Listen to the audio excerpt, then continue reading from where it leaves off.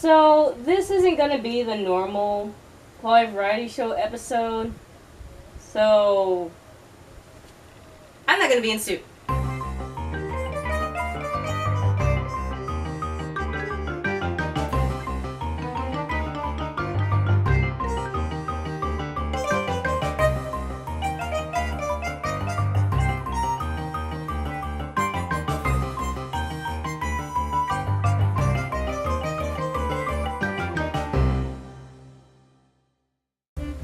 Hey guys, welcome back to the Clawy Variety Show. I am your not wearing the mandated uniform contracted by my contract host, Clawy. And today, this video is for the parents. Now, not every parent, because most parents might understand what's going on here, but some of you guys might not understand what this is all about. I'm here to help you figure that out. Now, most people know me as Clawy in suit, but out of suit, I'm better referred to as Taijey.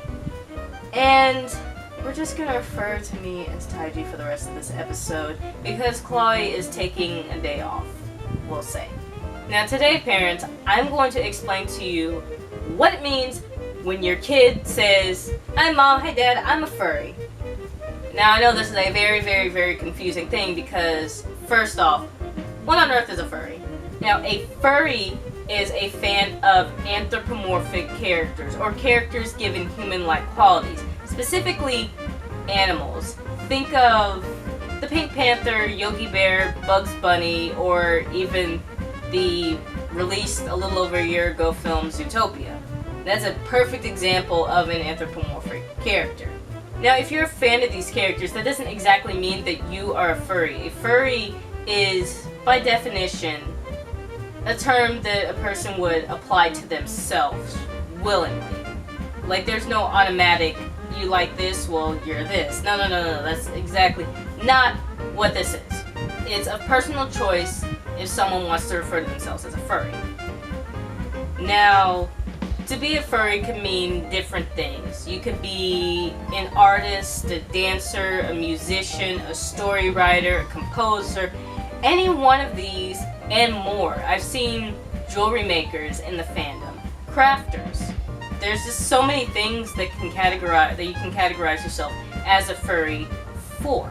I myself am an artist and a character performer. Now, by character performer, I am referring to having one of these. Yes, she is.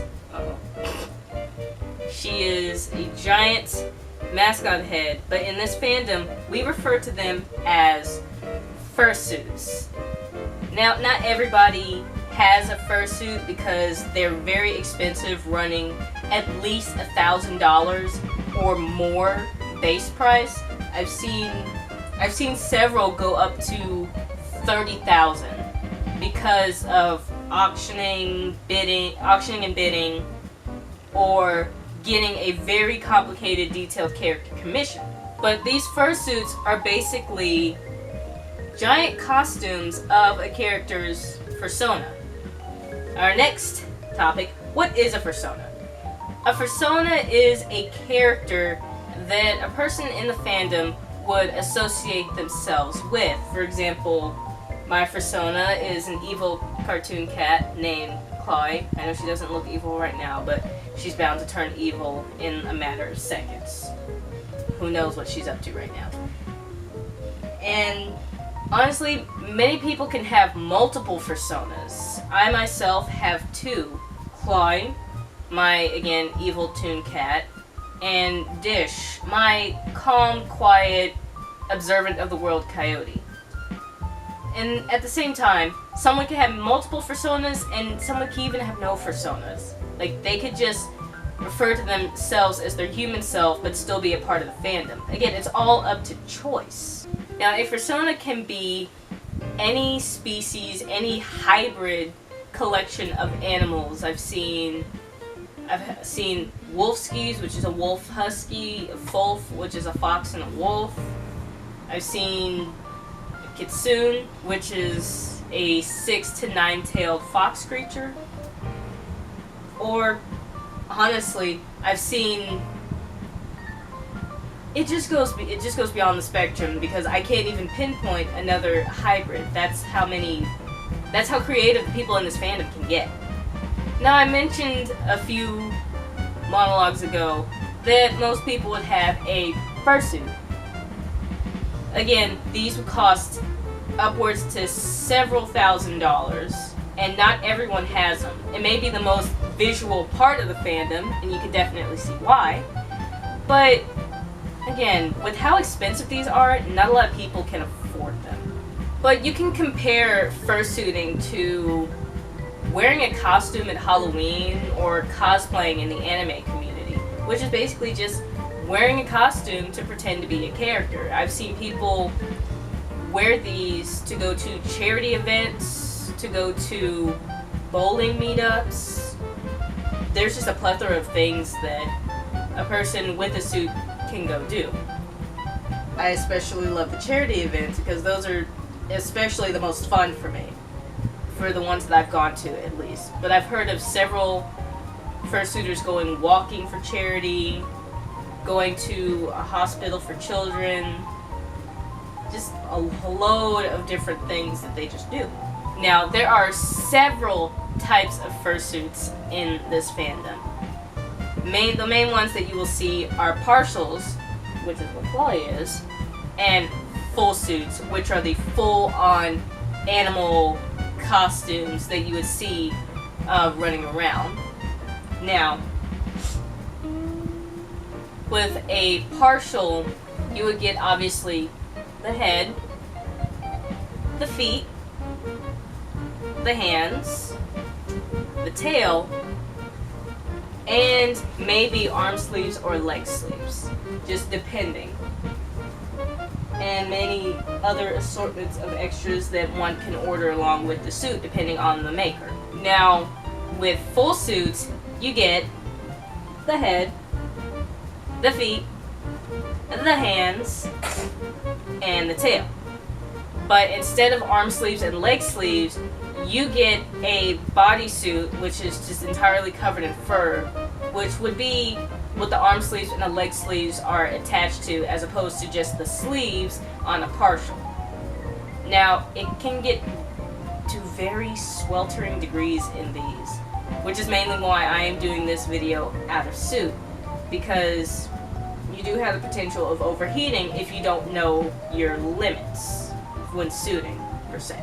Now, I did cover this in a previous video, and I've said this multiple times because it is very important. These fursuits are very expensive. Again, this little troublemaker right here cost about $2,100. That's a lot of money.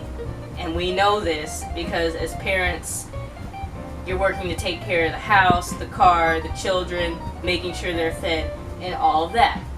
This is what we in the fandom refer to as a luxury item.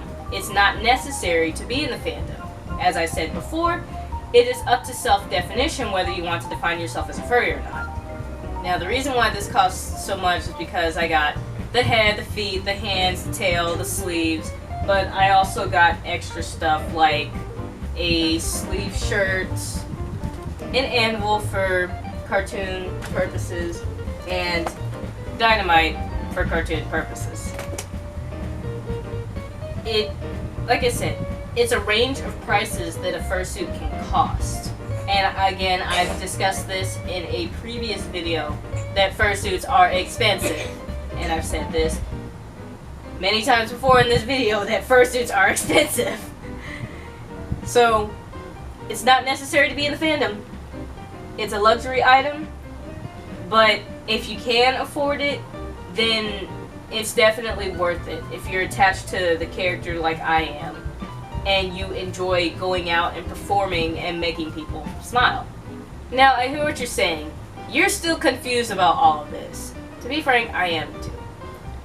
But I'm sure there are many other people who have covered this topic a lot better than I have explained it to a certain degree better than I have, and could probably clarify these things up.